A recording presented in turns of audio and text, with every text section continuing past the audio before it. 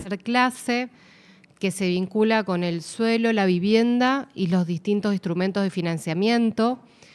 Si bien, estamos tomando como marco temporal desde el 2002 en adelante, estos últimos 2 décadas, digamos, desde que hubo una reactivación de la economía, recién en el 2012, 10 años después, es donde empieza a haber un financiamiento para los sectores medios, ¿sí?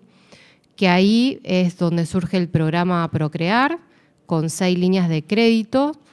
También surge Mi Tierra, Mi Casa, que era un programa para el acceso al suelo urbanizado en la provincia de Santa Fe. Luego, en el 2016, aparecen los créditos UVA, que se actualizan con la inflación.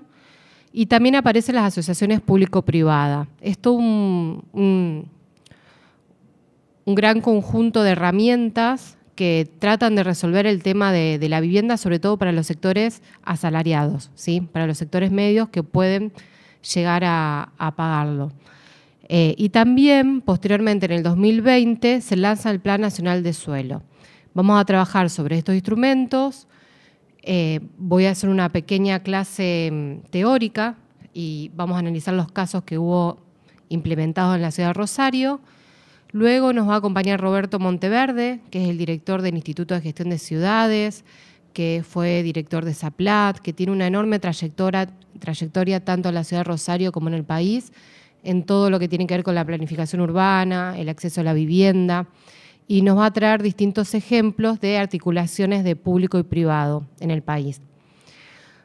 Vamos a hacer una pausa y luego vamos a tener un taller que va a ser muy interesante porque vamos a analizar distintos casos en el país de estos instrumentos, cómo se aplicó el Procrear en una ciudad, en otra, en Mi Tierra, Mi Casa, los distintos programas, y vamos a hacer como una evaluación, una puesta en común de las distintas modalidades de gestión, ¿sí?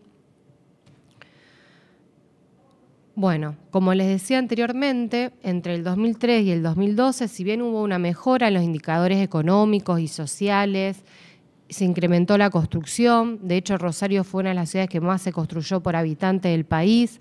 Hubo una gran oferta residencial de vivienda. Sin embargo, era difícil acceder a una vivienda, ¿sí? Digamos que la producción estuvo volcada para aquel sector social que no necesitaba financiamiento. Por lo cual, la vivienda era utilizada con un fin netamente financiero, actuaba como un activo financiero. Esta podía ser como una inversión o como un resguardo de capital, en lugar de pensarse para ser habitada, ¿sí? Como una mercancía era pensada la vivienda. Sí.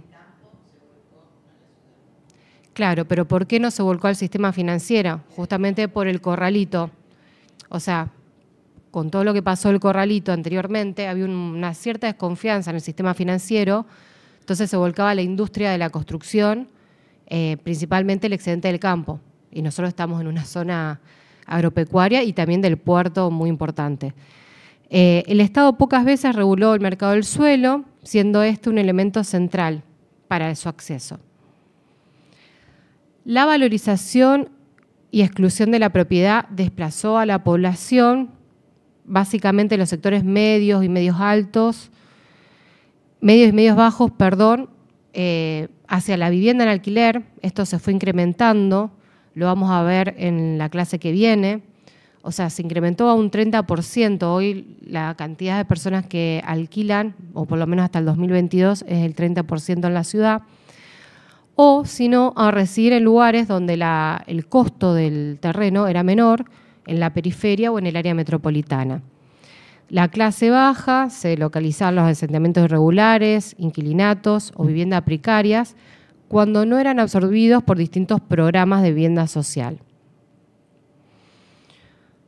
Para el año 2010 se estimó que hay alrededor de 50.000 hogares que tienen necesidad de una nueva vivienda y no pueden acceder, que hay un déficit cuantitativo de 50.000 hogares. La mitad son de ingresos medios y medios bajos y la otra mitad de ingresos de menores recursos.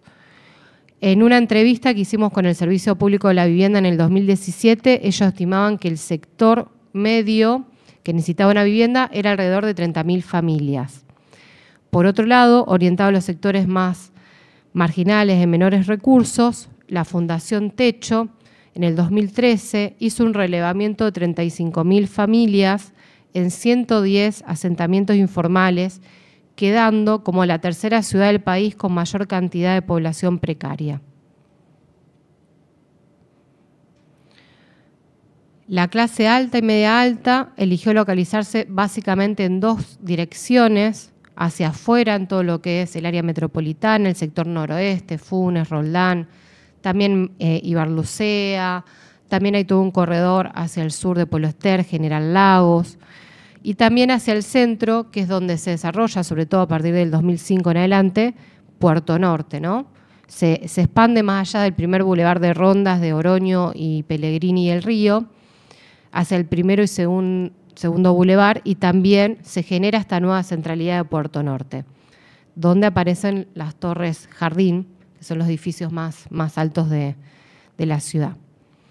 Del 2012 al 2015, el lanzamiento de los créditos Procrear, con las 6 líneas de créditos que iban de comprar un terreno a un departamento ya construido, a un crédito para construir una vivienda o comprar un departamento en un desarrollo urbanístico.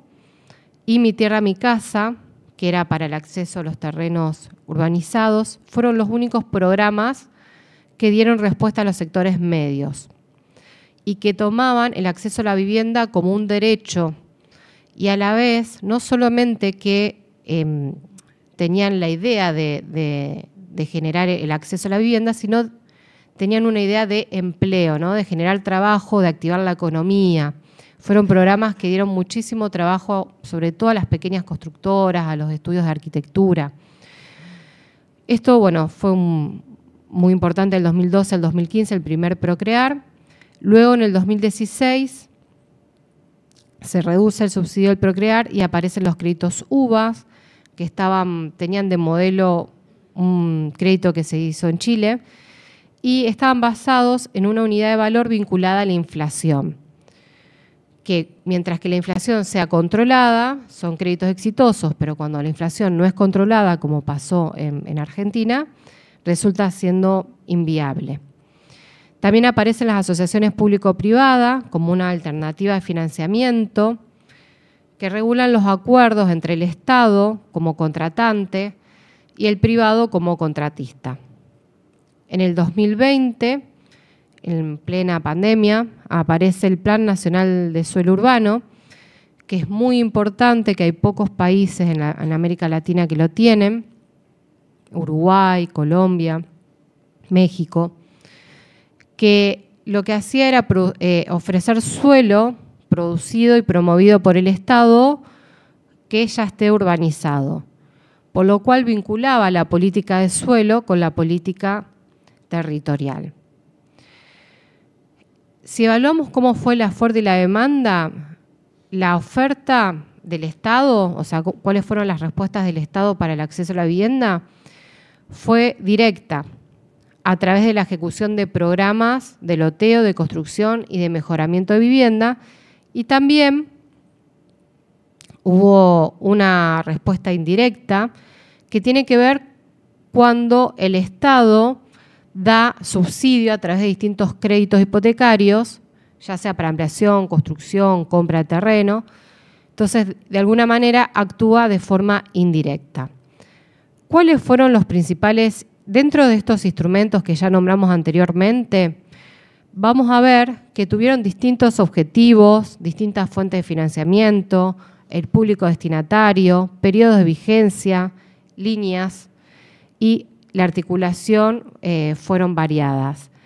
Por lo cual es muy importante analizarlos, y también algo que queda claro, que sufrieron modificaciones durante su gestión producto de los cambios de gobierno, sobre todo los cambios de gobiernos nacionales, ¿no? Uno más vinculado a un modelo desarrollista proteccionista y otro más vinculado a un modelo de libre mercado. Entonces, van a ver en el siguiente cuadro las características básicas de estos instrumentos. El Procrear tenía que ver con garantizar la vivienda propia, con un financiamiento accesible a largo plazo, que estaba enfocado en construir la vivienda y generar empleo y reactivar la economía, mientras que los créditos UVA tenía que ver más con generar nuevas unidades de crédito con una moneda artificial que estaba referenciada con la inflación y estaba más vinculado a ya comprar las unidades terminadas, estaba más vinculado a el mercado financiero. Luego Mi Tierra, Mi Casa tenía que ver con promover el acceso al suelo urbanizado, lotes con infraestructuras y servicios básicos a precios accesibles menores a lo que ofrece el mercado. Y las asociaciones público-privadas tienen como objetivo ofrecer modelos de acceso a la vivienda alternativos mediante la participación activa del sector privado. Y hay una gran diversidad de casos.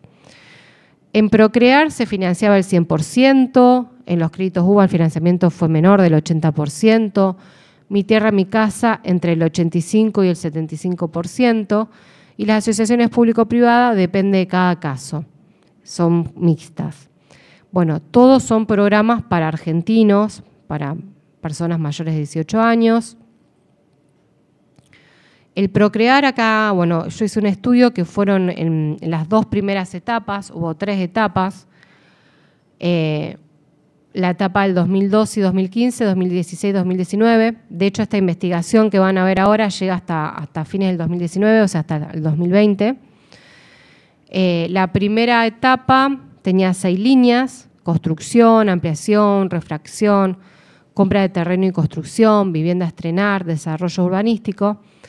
La segunda etapa tiene también 6 líneas, pero están más orientados a créditos más pequeños, más vinculados a mejorar el hogar, a uno que tenía que ver con ahorro joven, que también tenía que ver con la reforma.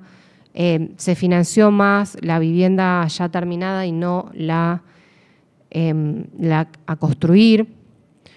Por otro lado, los créditos UVA también tenía distintas líneas, no se conoce tanto, pero bueno, ofrecía 4 líneas. Uno tenía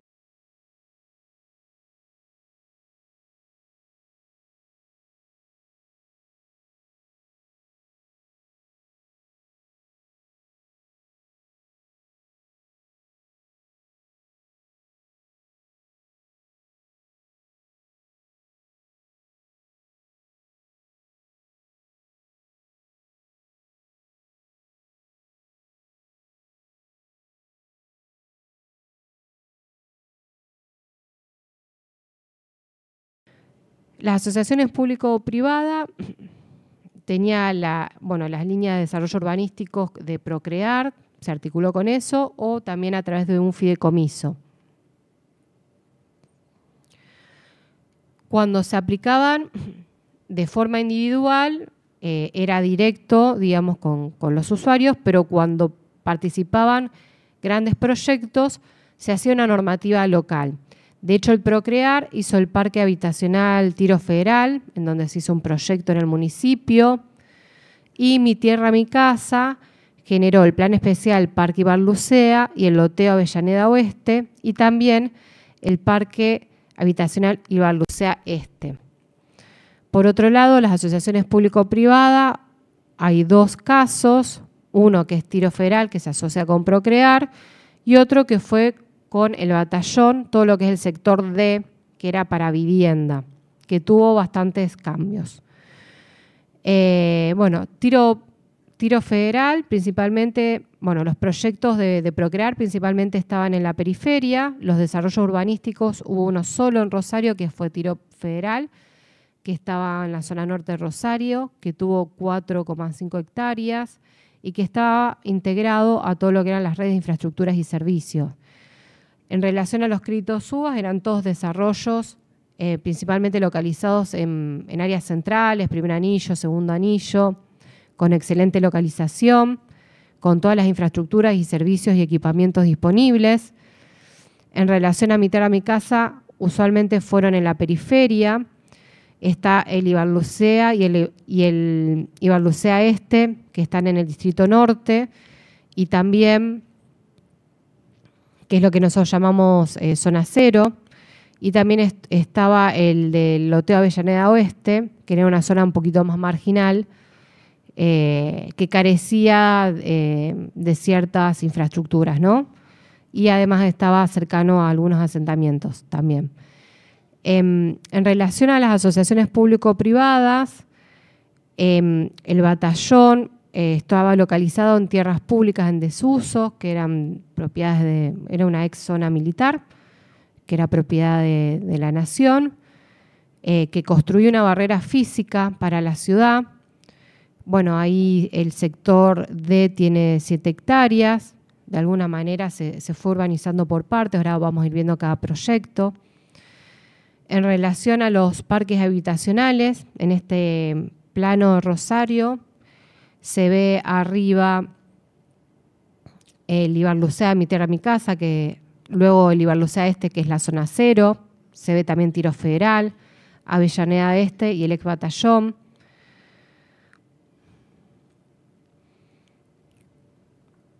El Ibarlucea Este eran terrenos de 150 a 250 metros cuadrados, Ibarlucea hasta 350, Avellaneda Este hasta 180 metros cuadrados.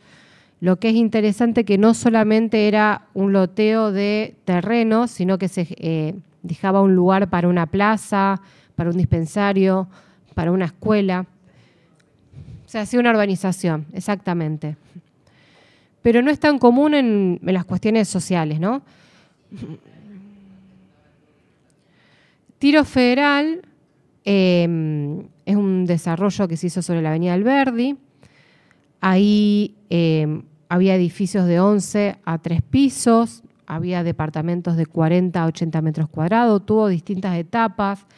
También se plantea un espacio para equipamiento deportivos y recreativos. Luego tenemos el primer proyecto del batallón, donde se divide en 4 zonas con distintos usos. Arriba todo está el Distrito Sur. Principalmente la zona que ven en violeta, que es el sector 1 y 2, son las áreas residenciales. Ahí se había proyectado alrededor de 1.400 viviendas, 54 locales, 715 cocheras. Son 8 manzanas que están agrupados en 29 edificios de 11 y 3 pisos, de 40 a 80 metros cuadrados, ofreciendo unidades de 1 y 3 dormitorios. Eso fue modificado este año con la propuesta de la Villa Olímpica, en donde hay un acuerdo entre la provincia y DIRSU, en donde el gobierno subsidia el desarrollo para que se use para la Villa Olímpica, y una vez finalizados los Juegos Olímpicos se va a comercializar a un costo menor del mercado. Ahí se van a realizar 250 viviendas, van a ser viviendas de 1 a 3 dormitorios, y son edificios de menor altura, de 8 y 4 pisos, con cocheras y un centro comercial, y todo esto se desarrolla sobre el sector D2. Sí, está todo eso, pero también está el polo tecnológico, hay toda una zona industrial, hay un gran parque. Es un gran proyecto urbanístico. En relación al Procrear, la primera gestión tuvo un gran impacto en lo que es el acceso a la vivienda. Se hicieron 11.627 viviendas en la ciudad de Rosario, sin contar área metropolitana. Para la construcción fueron 5.316, para la ampliación alrededor de 3.000 viviendas, para la compra de terreno y construcción 1.540 viviendas, para refacción 1.076 y para la compra de vivienda terminada 730. A esta primera etapa se lo criticó mucho porque si bien era muy fácil acceder al crédito y construir la vivienda, no se cumplió con el derecho a la ciudad. ¿Qué quiero decir con esto? Con que muchas personas accedían a un terreno, pero quizás en un barrio muy alejado, con calles de tierra o con poca infraestructura. sin agua potable o sin cloacas. Solamente el único requisito que daba Procrear era la iluminación para hacer un loteo o para acceder a un terreno.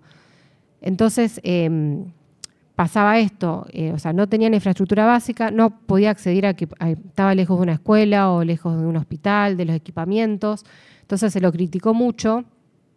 Luego la segunda gestión del 2016 al 2019 se lo desfinanció el Procrear, no tuvo mucho apoyo, de hecho las líneas que más se financiaba era el de la compra de vivienda terminada, o sea, departamentos, tenía un espíritu más financiero, distinto, apoyaba más a las grandes desarrolladoras.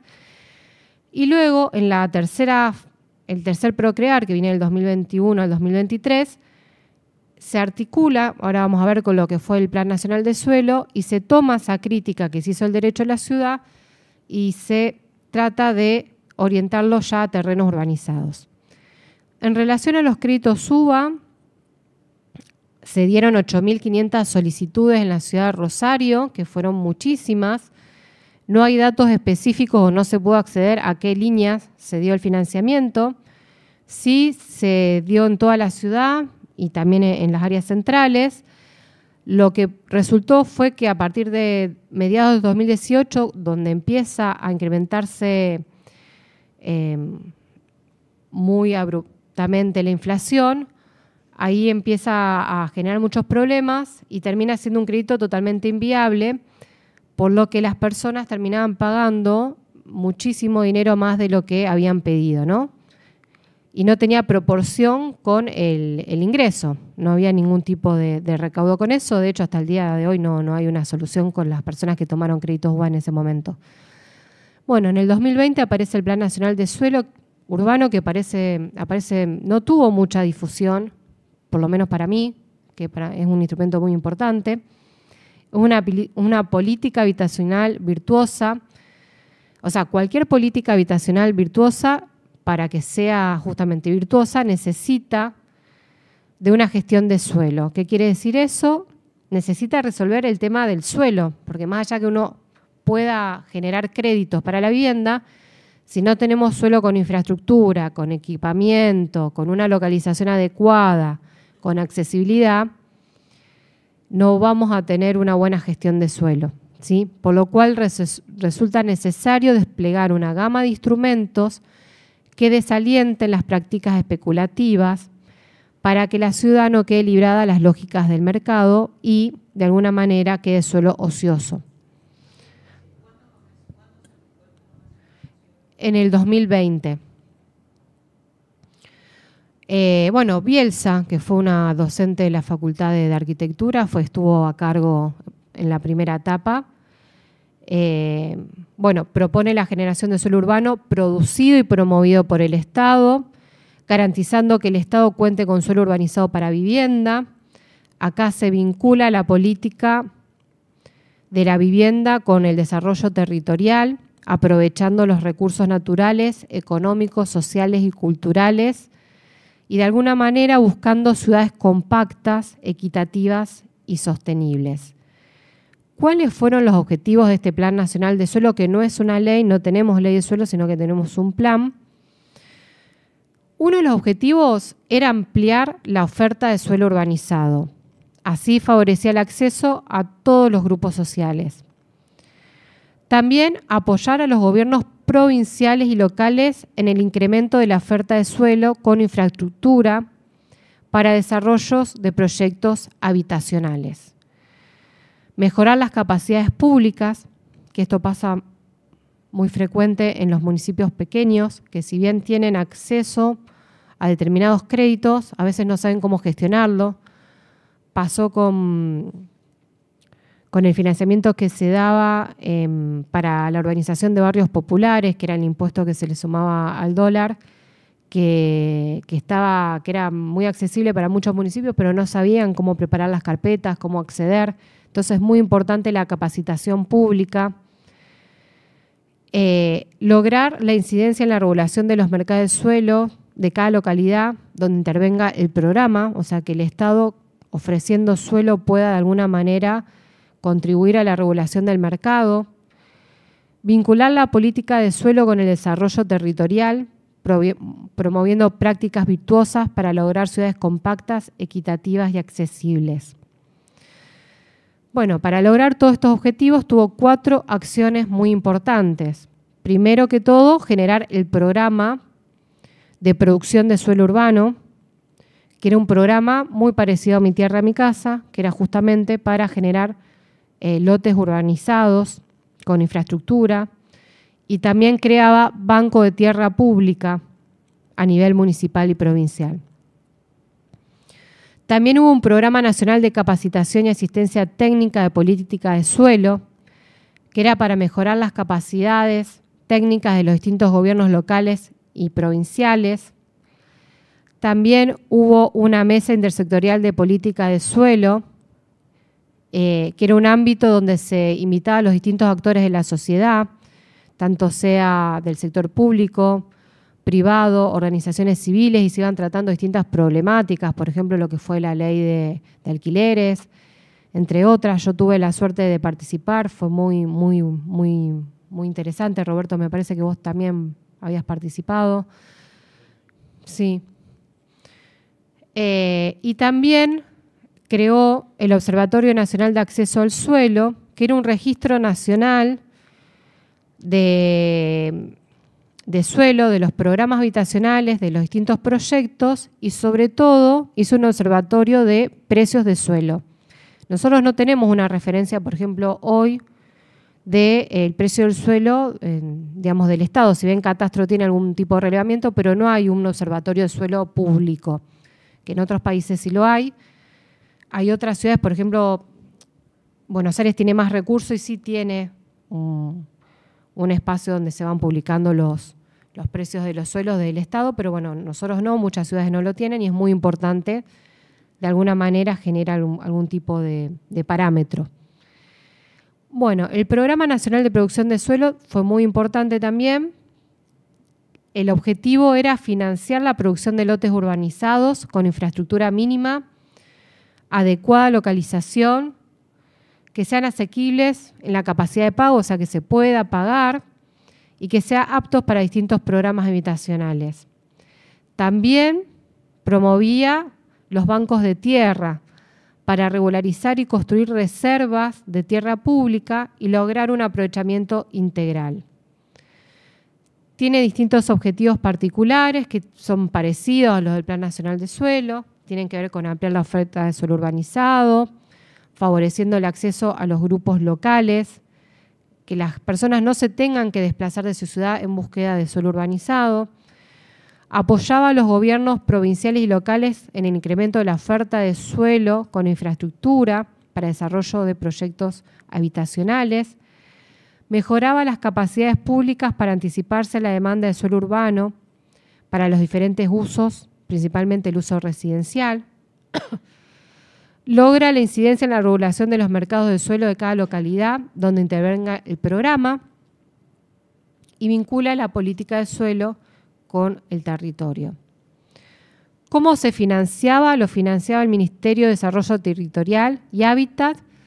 O sea, el Ministerio Nacional le transfiere fondos a las distintas provincias, municipios u otro ente, poseedoras de suelos, y ellos se encargaban de hacer la urbanización. De alguna manera es como que lo descentralizaba. Había 2 líneas, las de lotes con servicio y la de compra de terrenos. La localización era en suelo urbanizado o urbanizable, solo que se pueda generar infraestructura. Y cuando era urbanizable tenían que enviar el municipio o la comuna un proyecto y un plan de expansión.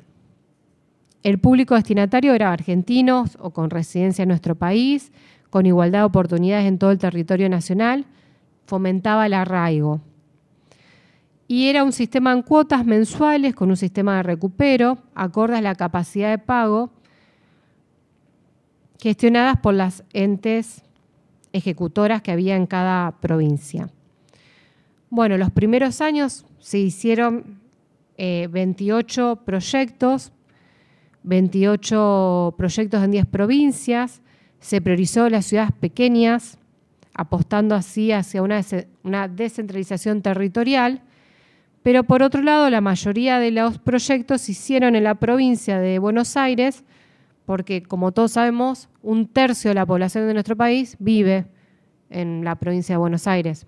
Entonces es muy difícil descentralizarlo, ¿no? Bueno, acá hay un listado que se pudo acceder de los distintos municipios, la cantidad de habitantes, el nombre de los predios. La cantidad de lotes es muy variada que se iban haciendo, al igual que las superficies.